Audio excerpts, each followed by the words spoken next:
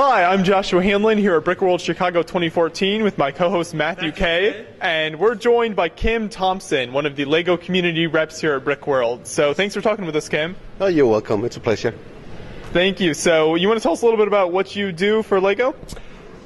I'll keep it simple and say I do the exact same thing as Kevin Hinkle does for the US community in Europe.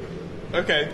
And I also do online support for online sites. I support the Eiffel community and their events and activities in the European countries. Okay. So. Very nice. Now, with your personal history with LEGO, did you play with LEGO when you were a kid? Yeah, a lot. I think I got my first set when I was like a couple of years old, and then it just kept on pouring in on birthdays and Christmas, and it's been a tradition in Denmark, I think, to give LEGO as gifts. And of course, at some point I entered my dark age like so many other young men would, with education and other things becoming more important until 1999. Okay. And what happened in 1999? LEGO launched this theme called Star Wars, and that really got me hooked back in. So I was like just spending all the money I had on LEGO Star Wars, and I became an aggressive collector of LEGO Star Wars from then on. Yeah, Star Wars is like the theme that brought like the most people out of their dark ages out of every theme, but that's really cool that you were able to do that. So after you came out of your dark ages, how long before you started working for LEGO? I started working for LEGO in 2012, so it was like roughly 13 years. And actually I collected all the Star Wars set from 99 until 2012, so that kind of was a good spending of money. So I'm really happy to be working for LEGO now. Though I no longer collect Star Wars because I don't have space for it. I would imagine with the line for like 13 years. They put out a new Star Wars set every other hour, so you probably could never even keep up with it. No, I'm strictly OT now. Yeah. Clone Wars and all that, it's fine. I appreciate it, but I stick with the original trilogy. Yeah. Very nice. So you are based in Billund then, is that right? You're at the headquarters there? Yeah, the motherland, yes. The mothership, yes. Yeah, ship, motherland, whatever. Motherland, home country. Yeah, the heart. The heart. So being the rep for Europe then, what are some of the events that you visit there on like a regular basis, conventions and things like that? Well, there's LEGO World in Copenhagen, which is driven by LEGO, of course, the LEGO group, and it's done in cooperation with the Eiffel community or the local user group. They have a fan zone that they drive, and I work as a consultant on helping them negotiate deals and setting everything up. So I do that for LEGO World in Copenhagen, and there's of course also the LEGO World in the Netherlands, which also requires my help and attention, and I really appreciate doing that. Okay, very nice. So you got a few conventions you help out with there. Now, something else I was going to ask you about, this is actually, I think, your first time in the U.S., is that right? Yeah, that is right. So do you have any, what's your impression so far? Is there anything you really wanted to see when you came over here? I was kind of, well, to many Europeans, at least as I remember it, going to Brickworld is one of those things you want to do. So when I was told you need to go to the States and see how everything is done in the Enfield office and sit with Kevin there and get to know how the routines are over here, it had to be in connection with a convention, because that would be really neat to go and see. And I said, Brickworld, I want to go to Brickworld. So here I am, and it's really amazing. I don't think I've ever been with that many Eiffels in one place, and it's been truly massive. And I'm kind of tired now as we are closing in at the end of it. And but it's just fantastic to walk the floors, see all these amazing creations, and every time we take a step or two, it's like, do you have 2 minutes? Can I talk to you? And it's great. The interaction is just truly awesome. Now, in your eyes, how does it differ from the conventions that you know and love in Europe? Just, I would imagine Eiffels are different here, but just the organization, the structure, is that different to you? Of course, it's different because there's a lot of convention stuff going on before the actual exhibition kicks off, and that's different from most of the events in Europe, which are primarily focused around having an exhibition, and then you do stuff outside exhibition hours, which could be workshops and Eiffel dinners. That's different, but in general, Eiffels are Eiffels. It's the same key concerns, it's the same issues, it's the same joys and passions, and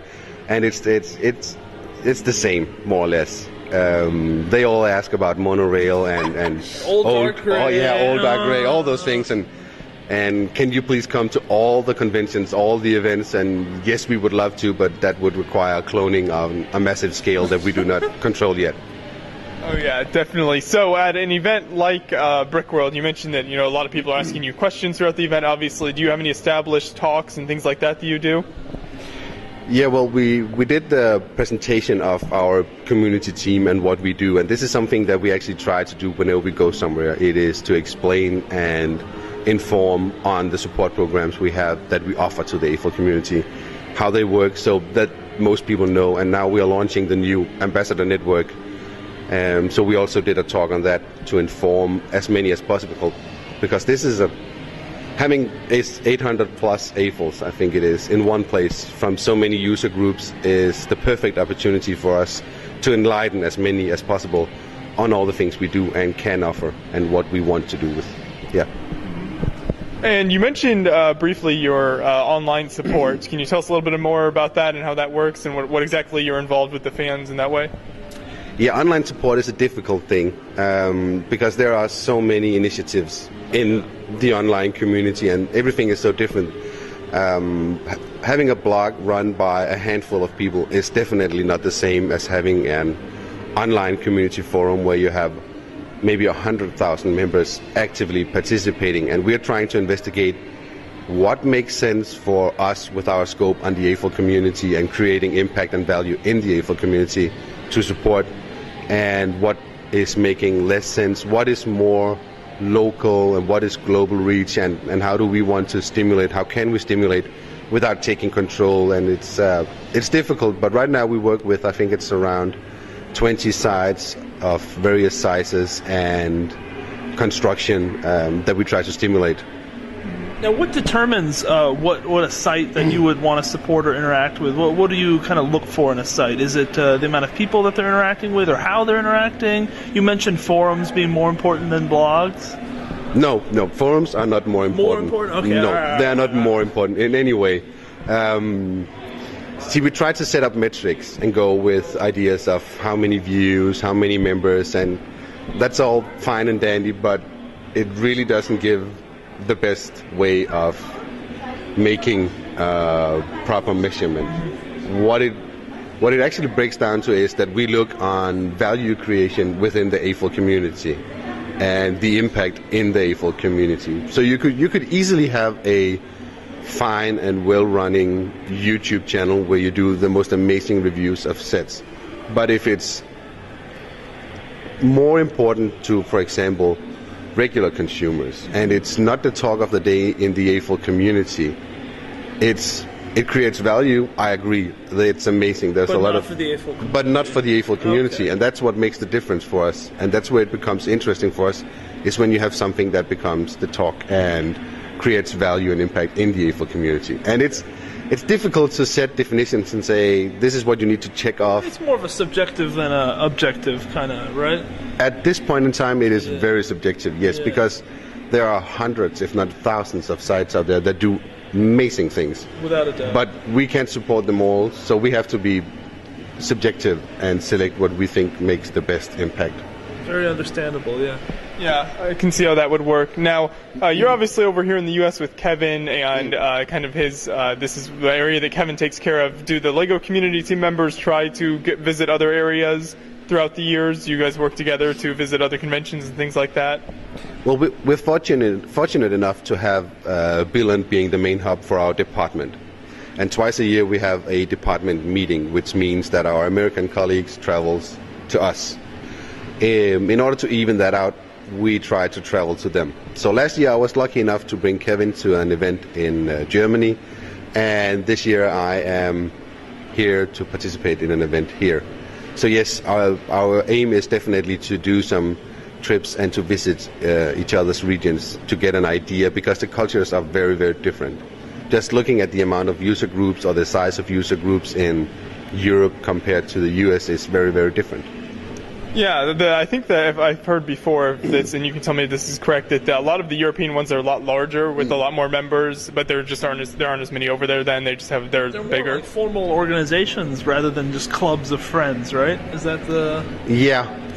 They are, but then again, it's very different because it's a lot of different countries with different cultures, Different languages. yeah. But in general, yes, it's fewer logs and way more registered members. But then again, you have a convention like this that brings in nearly 1,000 AFOLs in one place, and that's an amazing achievement as well. Oh, certainly.